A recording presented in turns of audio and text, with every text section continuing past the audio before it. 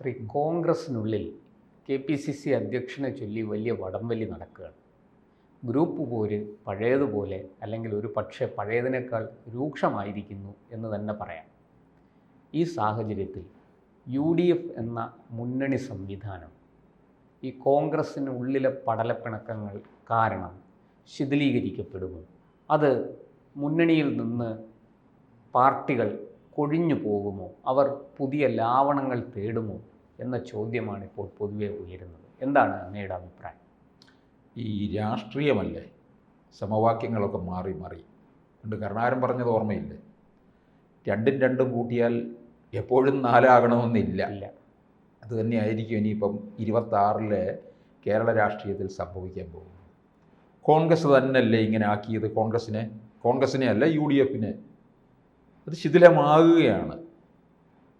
കഴിഞ്ഞ തവണ ഇവരുടെ കൂടെ ഉണ്ടായിരുന്ന ജോസ് കെ മാണി പോയില്ലേ? ജോസ് കെ മാണിയെ ഇതിനിടയ്ക്ക് കുഞ്ഞാലിക്കുട്ടിയൊക്കെ നോക്കുന്നുണ്ടായിരുന്നു ഇപ്പുറത്തെ കൊണ്ടുവരാനായിട്ട്. ഇപ്പോഴത്തെ സാഹചര്യത്തിൽ ജോസ് കെ മാണി വരുമെന്ന് തോന്നുന്നുണ്ടോ? രക്ഷയില്ല. കാരണം ഭരണം ഇവർക്ക് കിട്ടില്ല എന്നുറപ്പാണ്. അവിടെ നിന്നാൽ എന്തെങ്കിലും കിട്ടിയാലാട്ടെ, കാരണം ഇത്തിരി ചവിട്ടും കുത്തുമൊക്കെ കൊള്ളണം. കാരണം UDFലെ പോലുള്ള ബാർഗെയിനിങ് LDFൽ നടക്കത്തില്ല. CPMൻ്റെ എടുക്കല്ലേ, അതെ, അത് ലീഗിന് നന്നായിട്ടറിയാം. ഈ ബാർഗെയിനിങ് അവിടെ നടക്കത്തില്ല. ഇവിടെ ആണെങ്കിൽ തലേ കയറിയിരുന്ന് മേയ, അവിടെ അത് പറ്റത്തില്ല, എടുത്ത് ദൂരെ കളയും. അതെ. അപ്പോൾ ഇത്ര ചവിട്ടും കുത്തും കൊണ്ടാലും കുഴപ്പമില്ല, അവിടെ നിൽക്കാമെന്നുള്ള രീതിയിൽ ജോസ് കെ മാണി ആലോചിക്കത്തുള്ളൂ. കാരണം സാധ്യത മുഴുവൻ ഇപ്പോഴും അങ്ങോട്ടേക്കാണ് കാണുന്നത്. BJP ഒറ്റയടിക്ക് 2026 ഇവിടെ അങ്ങ് കേരളം ഒന്നും പോകുന്നില്ല. 2031 ആയിരിക്കും എൻ്റെ അഭിപ്രായത്തിൽ അവരുടെ നോട്ടം.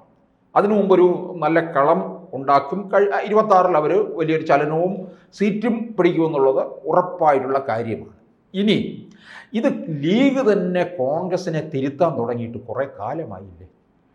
കോൺഗ്രസിനകത്ത് എന്ത് പ്രശ്നം ഉണ്ടാകുമ്പോഴും ഹൈക്കമാൻഡിനെ ആദ്യം അറിയിക്കുന്നത് ലീഗാണ്. പ്രശ്നം പരിഹരിക്കൂ എന്നും പറഞ്ഞു. ഇവർ ജനങ്ങളുടെ മുന്നിൽ കിടന്ന് ഇതിങ്ങനെ ആടുകയല്ലേ. ഇപ്പം നോക്കിക്കുക, പത്രമാധ്യമങ്ങൾ മുഴുവൻ സുധാകരനെ മാറ്റുന്നു, സുധാകരൻ മാറാൻ തയ്യാറല്ല, സുധാകരനെ മാറ്റിയിട്ട് ഇന്നാര് വരും, അവരോട് യോജിപ്പില്ല എന്നൊരു വിഭാഗം. ഇനി എല്ലാവർക്കും സുസംബദ്ധനായ ഒരു കോൺഗ്രസ് അധ്യക്ഷനെ കൊണ്ടുവരാൻ പറ്റുമോ? കോൺഗ്രസിന് വലിയ ബുദ്ധിമുട്ടാണ്. നടക്കുമോ? നടക്കത്തില്ല. ശശി തരൂരിൽ വരട്ടെ, അംഗീകരിക്കുമോ? തരൂരിനെ ഒരിക്കലും അംഗീകരിക്കത്തില്ല, അല്ലേ? അതെ. ആരുണ്ട്? എല്ലാവരും അംഗീകരിക്കുന്ന ആരും തന്നെ ഇല്ലെന്നുള്ളതാണ്. ഏതെങ്കിലും ഒരു തരത്തിൽ അടുത്ത ഗ്രൂപ്പ് ചേരി തിരിഞ്ഞ് പ്രശ്നങ്ങൾ ഉണ്ടാക്കും എന്നുള്ളതാണ്. സുധാകരനെതിരെ എന്ത് പോരാട്ടമാണ് ഇവിടെ നടത്തിക്കൊണ്ടിരിക്കുന്നത്? അപ്പോൾ പിന്നെ എങ്ങനെ ഇത് നന്നാകുന്നത്?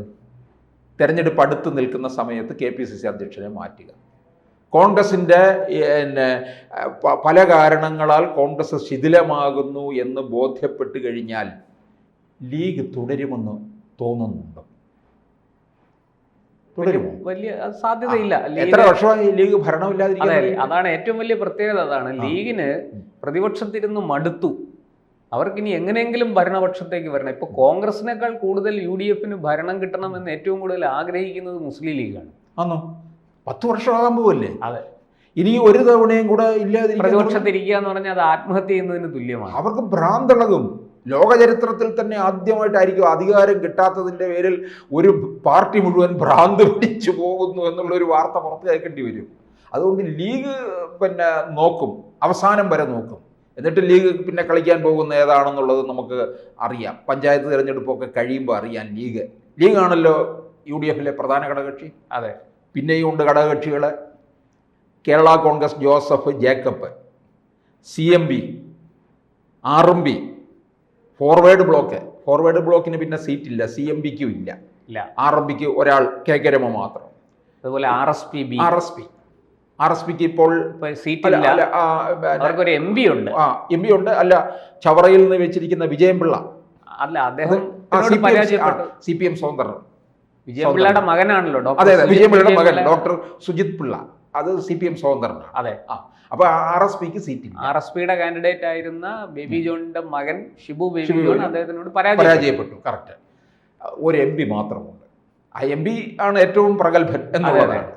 അപ്പൊ അവരുടെ പാർട്ടിയെ നിലനിർത്തുന്നത് ചവറ മുതൽ ചവറ വരെ എന്നൊക്കെ നമ്മളെ മാധ്യമങ്ങളും മറ്റും അവരെ ആക്ഷേപിക്കുമെങ്കിലും ആ പാർട്ടിയുടെ നെടും തൂൺ ഇന്ന് പ്രേമേന്ദ്രൻ. N K Premendran. അത് പ്രത്യേക ഒരു മേൽവിലാസം തന്നെ ഉണ്ടെന്നുള്ളതാണ്. പ്രേമേന്ദ്രൻ RSP ആണോ എന്താണെന്നൊന്നും ആരും നോക്കാൻ പോകാറില്ല. പ്രേമേന്ദ്രൻ കേൾക്കുമ്പോൾ പ്രേമേന്ദ്രനെ എല്ലാവരും അംഗീകരിക്കുകയും ചെയ്യുന്നുണ്ട്. കൊല്ലത്തിന് അത്രയും വികസനവും ഉണ്ടായിട്ടുണ്ട്. പാർലമെന്റിലും മികച്ച പ്രകടനം. നരേന്ദ്രമോദി പോലും ഇഷ്ടപ്പെടുന്ന ഒരു പാർലമെന്റേറിയൻ. അപ്പോൾ ലീഗ് ഇങ്ങനെയൊക്കെ അവർക്ക് കാര്യങ്ങൾ വലിയ ബുദ്ധിമുട്ടായിട്ട് പോകുമ്പോൾ ലീഗ് ചില നീക്കങ്ങൾ അങ്ങ് നടത്തും. അവരവരുടെ ഭാവി തീർച്ചപ്പെടുത്തും എന്നുള്ളത് ഉറപ്പാണ്.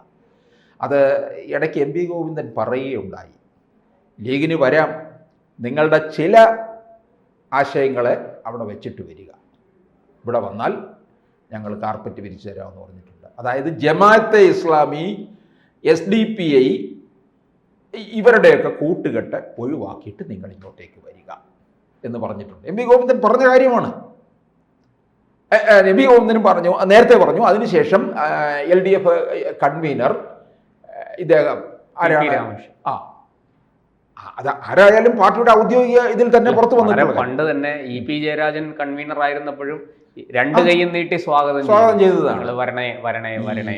പിന്നെ ഇവരെ SDPIയെയും ജമാഅത്തെ ഇസ്ലാമിയെയും ബന്ധം വിച്ഛേദിക്കുക എന്ന് പറഞ്ഞു കഴിഞ്ഞാൽ അവരുമായിട്ടുമൊക്കെ ബന്ധം LDFനും CPM-നും ഇല്ലായിരുന്നു, ഉണ്ടായിരുന്നു. മാറി മാറി ഇവരൊക്കെ തന്നെ പാലും തേനും ഒക്കെ കൊടുത്ത് വളർത്തിയവരാണ്. അതുകൊണ്ട് ഇപ്പൊ അവരോട് മാത്രം പറയണ്ട. ഇതെന്തിനാണ് പറയുന്നത്? ഓ, നമ്മളൊരു മതേതര പാർട്ടിയാണ് എന്ന് കാണിക്കാൻ വേണ്ടി, ഒരു വെള്ള പൂശാൻ വേണ്ടി മാത്രമാണ് ആ പറച്ചിൽ. എന്നിട്ട് ഇങ്ങോട്ടേക്ക് വിളിക്കുക. ഇനി ആ വിളി ഇവരെ കേൾക്കാൻ തയ്യാറാകും. കാരണം കോൺഗ്രസ് ക്ഷയിച്ച് വരുന്നു. അങ്ങനെ വരുമ്പോൾ ലീഗ് അങ്ങ് പോയി. പിന്നെയുള്ള ഘടകകക്ഷികളെന്നൊക്കെ പറയുന്നത് മുന്നണി ശിഥിലമായി. അതോടെ ജോസഫ് ഗ്രൂപ്പ് ഒന്നും വലുതല്ല. ജോസഫ് ഇപ്പം സീറ്റ് കിട്ടും. അല്ല, ജോസഫിന് ഇപ്പൊ ആരോഗ്യ പ്രശ്നങ്ങളുണ്ട്. അദ്ദേഹത്തിന്റെ മകനാണെന്ന്. അതൊന്നും ജോസഫിനെ പോലെ ഒന്നും കയറി വരില്ല. 2-3 സീറ്റ്. പിന്നെ കടുത്തുരുത്തിയിൽ ഇയാൾ ജയിച്ചേക്കും. പിന്നെ അതുപോലെ തന്നെ തൊടുപുഴ ജോസഫിന്റെ സീറ്റിൽ പിന്നെ ജേക്കബ് വിഭാഗമാണ്. അത് ആകെ ഒരു സീറ്റ് പിറവം. അത് അടുത്ത തവണ ജയിച്ചെങ്കിലായി, ജയിച്ചില്ലേ. പിന്നെ ആരാ ഉള്ളത്? ഫോർവേഡ് ബ്ലോക്കിന് ദേവരാജൻ മാത്രമേ ഞാൻ കേട്ടിട്ടുള്ളൂ ഇന്നേവരെ. ഫോർവേഡ് ബ്ലോക്കിന് സീറ്റൊന്നുമില്ല. KK രമ പിന്നെ നമുക്കത് ഉറപ്പാണ്. വടകര KK രമയ്ക്ക് വേണ്ടി മാറ്റി വെച്ചിരിക്കുന്നതാണ്. പിന്നെ ഏതാണുള്ളത്? RSPA ഒക്കെ ഇടയ്ക്ക് ഷിബു ബേബി ജോൺ മുന്നണി മാറ്റത്തെക്കുറിച്ചൊന്ന് ആലോചിച്ചതാണ്. കാരണം ഈ പോക്ക് പോയാൽ പലരും വളരെ രഹസ്യമായിട്ട് BJPയുമായി ഒരു ബാന്ധവമാകാം എന്ന് വരെ ചിന്തിച്ചിട്ടുണ്ട്. അതിന് ചില പ്രവർത്തനങ്ങളും ഒക്കെ നടത്തിയതായിട്ട് ചില സൂചനകളൊക്കെ ലഭിച്ചു. NDA മുന്നണി കേരളത്തിൽ വിപുലീകരിക്കണം എന്ന് കേന്ദ്ര നേതൃത്വം തീർച്ചപ്പെടുത്തിയിട്ടുണ്ടെങ്കിൽ രാജീവ് ചന്ദ്രശേഖർ ആ വലയിലേക്ക് ഇവരൊക്കെ വീഴാൻ തയ്യാറാകുമോ? ആർക്കും ഭൂരിപക്ഷം കിട്ടാത്ത ഒരു സ്ഥിതിയിലേക്ക് 2026 മാറുകയാണെങ്കിൽ ലീഗ് എന്ത് തരത്തിലുള്ള കളിയായിരിക്കും നടത്താൻ പോവുക? ലീഗിന് ഭരണം വേണം. LDFനെങ്ങാനും പിന്തുണ കൊടുത്ത് ലീഗ് അങ്ങോട്ട് ചെന്ന് കഴിഞ്ഞാൽ ലീഗ് കൃത്യമായ ഒരു ബാർഗെയിനിങ് നടത്തിയിരിക്കും. അവർക്ക് ചില ലക്ഷ്യങ്ങളൊക്കെ ഉണ്ട്, അത് നേടിയിരിക്കണം. അപ്പൊ അതായിരിക്കും 2026 വളരെ നമ്മൾ വിചാരിക്കുന്നത് വളരെ സങ്കീർണമാണ്. വലിയ വഴിത്തിരിവുകൾ ഉണ്ടാകാൻ പോകുന്ന ഒരു കാലഘട്ടമാണത്. ഇപ്പൊ കേൾക്കുന്നവർ പറയും, ഓ ഇങ്ങനെയാണ്, അങ്ങനെയൊന്നും അല്ല, ഇത് ഇങ്ങനെ സംഭവിക്കാൻ പോകുന്നുള്ള കേരള രാഷ്ട്രീയത്തിന്റെ ഗതിവിഗതികൾ നിർണ്ണയിക്കുന്ന ഒരു കാലവും തെരഞ്ഞെടുപ്പുമാണ് വരാൻ 2026.